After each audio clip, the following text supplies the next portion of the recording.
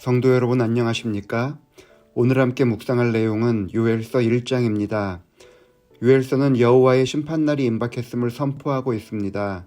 하나님을 떠난 자들에게 메뚜기 재앙을 말씀하시는데 이것은 백성들이 자신들의 죄를 깨닫고 회개하여 하나님께 돌아오라고 말씀하시는 것입니다. 요엘서에는 여호와의 날이 임박했다는 표현을 반복적으로 사용하면서 하나님의 심판이 가까웠으니 이스라엘 백성들아 회개하라는 주제를 선명하게 전달하고 있습니다. 먼저 1절부터 3절의 말씀을 보시겠습니다. 부두엘의 아들 요엘에게 임한 여호와의 말씀이라. 늙은 자들아, 너희는 이것을 들을지어다. 땅의 모든 주민들아, 너희는 귀를 기울일지어다. 너희의 날에나 너희 조상들의 날에 이런 일이 있었느냐? 너희는 이 일을 너희 자녀에게 말하고 너희 자녀는 자기 자녀에게 말하고 그 자녀는 후세에 말할 것이니라. 하나님께서는 귀를 기울여 들어야 한다고 말씀하십니다.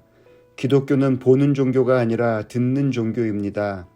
다른 종교들은 눈으로 봐야 그들의 신을 만났다고 생각하지만 하나님을 믿는 사람들은 눈으로 성경을 읽으면서도 하나님의 음성을 들었다라고 표현을 합니다.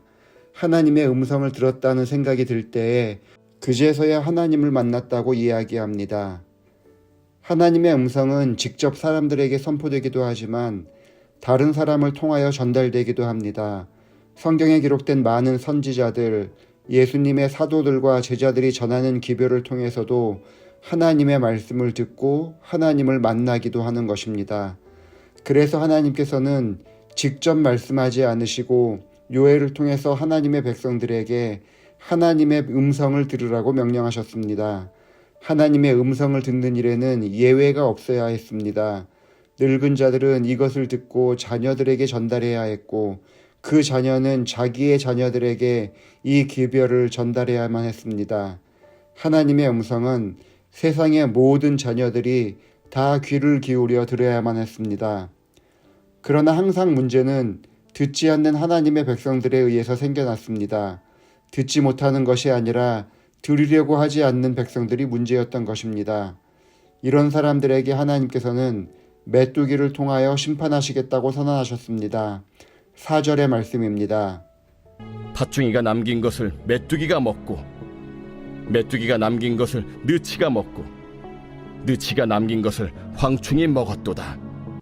4절에 기록된 팥중이는 히브리어로 가잠이라는 단어를 사용하며 자르다는 뜻을 가지고 있습니다.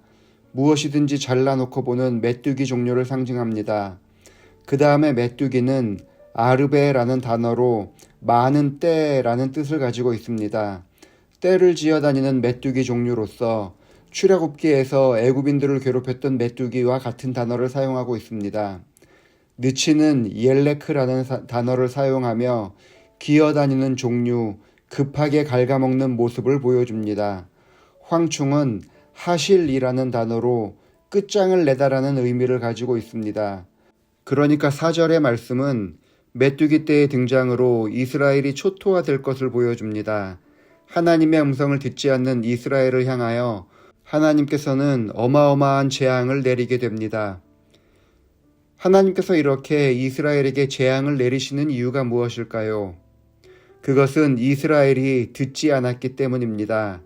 하나님께서는 하나님의 말씀을 듣지 않는 백성들에게 재난을 통하여 말씀하십니다.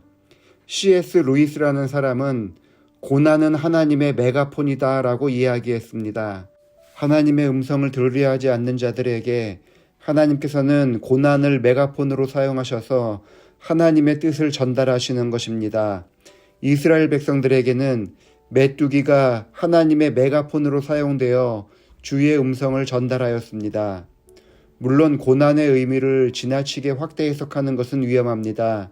하지만 하나님의 백성들은 이 세상과 인생에서 원하지 않는 고난을 당할 때에 나에게 말씀하시는 하나님의 교훈을 들을 수 있어야 합니다. 하나님의 음성을 듣는 것은 매우 중요합니다. 주의 음성을 들으면 하나님의 계획과 뜻과 하나님의 인도하심을 알 수 있습니다. 더 나아가 하나님의 말씀에 귀 기울임으로 하나님을 만나게 됩니다. 하나님을 만나는 사람이 신앙의 확신 가운데 살아가며 주의 뜻을 기쁘게 순종하는 사람이 됩니다. 그래서 하나님께서는 어떻게 해서든지 우리가 주의 음성을 듣기를 원하시는 것입니다. 우리는 언제나 하나님을 향하여 귀를 열어놓아야 합니다. 성경을 읽으면서 혹은 예배를 드리면서 혹은 친구들과의 대화 가운데서라도 언제나 하나님의 음성을 분별하는 성도들이 되어야 합니다.